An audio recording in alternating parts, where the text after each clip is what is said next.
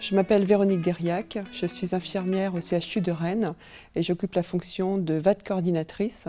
Donc c'est un terme anglo-saxon qui veut dire Ventricular Assist Device. Alors le rôle d'une infirmière de coordination, qu'elle soit dans n'importe quel domaine, en fait, c'est de coordonner et de travailler en réseau avec tous les professionnels de santé qui gravitent autour d'un patient. Donc là, dans ma fonction d'assistance cardiaque, j'interviens dès la consultation d'annonce. Donc soit j'assiste à la consultation d'annonce médicale, soit je suis conviée après à rencontrer le patient une fois que la stratégie thérapeutique a été proposée à son patient et son entourage.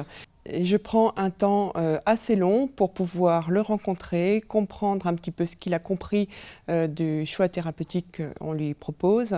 Je lui explique également l'organisation qui est mise en place pour pouvoir assurer sa prise en charge durant toute sa vie sous assistance circulatoire.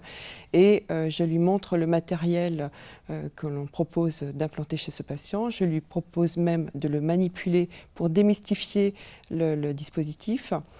On peut également leur proposer à tous ces patients de rencontrer un patient déjà implanté d'un dispositif. Ça lui permet de se rendre compte du vécu de chacun et de pouvoir se projeter dans l'avenir. On leur laisse également des brochures, des références de sites internet et des coordonnées téléphoniques. En général, si le patient vient pour une chirurgie qui est programmée, on a un entretien qui dure environ 1h30. Dans le cadre de l'urgence, si le patient est hospitalisé en réanimation, il sera peut-être un petit peu moins réceptif, mais on va quand même prendre le temps de lui expliquer ce qui lui est proposé. Et puis, on va plutôt privilégier des entretiens avec la famille.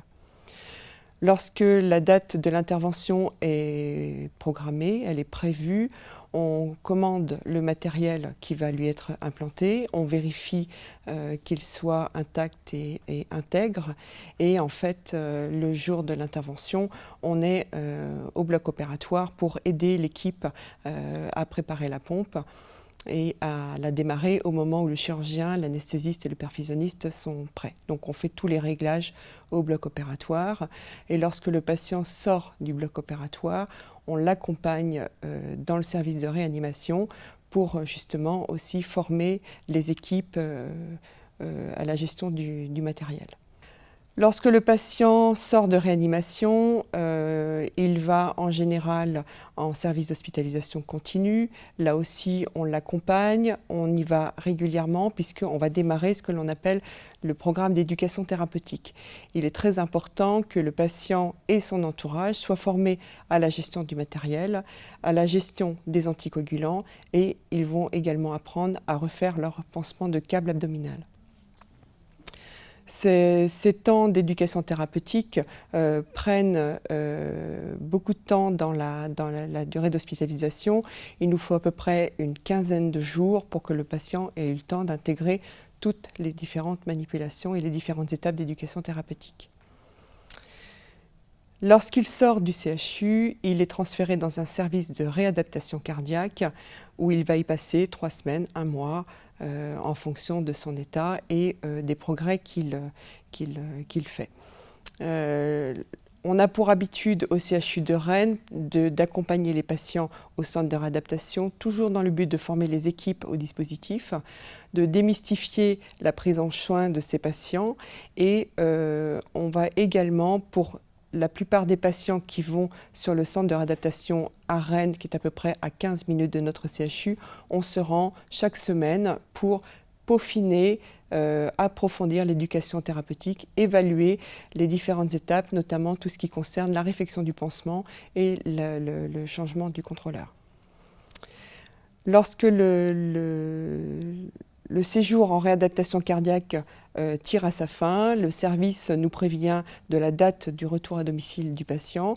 À ce moment-là, nous prenons contact avec le médecin traitant pour lui proposer une rencontre au domicile du patient le jour de son retour.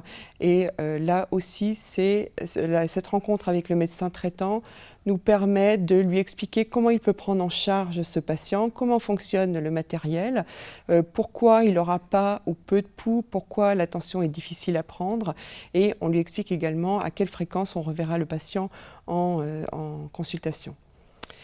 Donc au CHU de Rennes, la périodicité pour revoir nos patients est mensuelle la première année. Ensuite, on espace à toutes les 6 semaines, puis toutes les 8 semaines en fonction de l'état du patient. À chaque visite, il voit l'infirmière coordinatrice. Donc au CHU de Rennes, nous sommes 2 infirmières coordinatrices en assistance cardiaque. On fait l'examen clinique, la prise de tension, on pèse le patient, on voit les œdèmes, on enregistre les datas du matériel, du dispositif d'assistance, on refait le pansement et on fait un bilan sanguin complet. Ça, c'est à chaque visite à l'hôpital. 1 fois sur 3, il verra également le chirurgien cardiaque qui l'a opéré. Et 1 fois sur 3, il reviendra en hôpital de jour où on profitera de lui faire une échographie et tous les examens qui sont nécessaires dans son suivi, comme les électrocardiogrammes, la radio pulmonaire, le test de marche, etc. Et l'après-midi, il rencontre le cardiologue qui le suit pour adapter son traitement. Et c'est la principale activité de l'infirmière d'assistance. Effectivement, si le patient a des complications, qu'il a besoin d'être suivi par le service d'infectiologie, qu'il a besoin de voir une assistante sociale, il a besoin de rencontrer la psychologue, on coordonne également tout ça. Une infirmière coordinatrice, comme toute infirmière sur le terrain, doit rester motivée, avoir une capacité relationnelle, une capacité d'écoute, savoir soutenir et avoir de l'empathie.